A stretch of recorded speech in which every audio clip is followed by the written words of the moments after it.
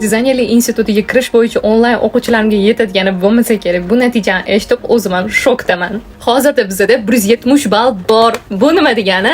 Aniq orzuyimizdagi dizaynerlik institutiga kirdik. Endi test o'tib olsa, biz grantga da'vogarmiz. Mani iqtidorli onlayn o'quvchim Dilbar Oy ijodiy imtihondan 148.4 ball to'pladilar. Undan tashqari milliy sertifikatdan, ona tili va tarixdan 22 ballari qo'shilib, umumiy hisobda 172 ball to'plaganmiz. Bu o'quvchimiz offlayn kelishga imkoniyat topolmadilar, lekin shunda ham harakat qilib, onlayn o'qib, bizga ishonch bildirib, ota-onalariga rahmat, o'zlariga rahmat, ishonch uchun biz harakat qildik, o'zlari ham harakat qildilar va chiroyli natija bo'lib turibdi. Bu o'quvchimiz viloyatda yashaydilar, lekin shunda ham bahona qilmadilar. Bizani viloyatda yaxshi o'quv markazi yo'q, yaxshi dars beradigan ustozlar yo'q demasdan onlayn tavakkal qilib, mana ko'rib turibsizlar natijasi. Hali bu o'quvchim bilan offlayn tarzda, живой tarzda ko'rishmaganman va meni eng ta'sirlantirgan so'zlari: "Bergan bilimlaringizga rozi bo'ling ustoz, roziman.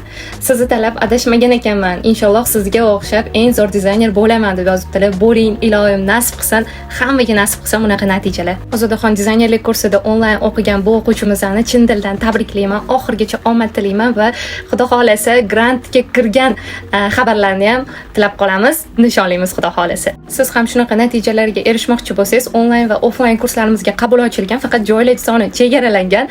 Keyingi muvaffaqiyat hikoyasi sizniki bo'lishi mumkin. Bu imkoniyat qo'ldan boy bermaslik uchun adminga murojaat qiling.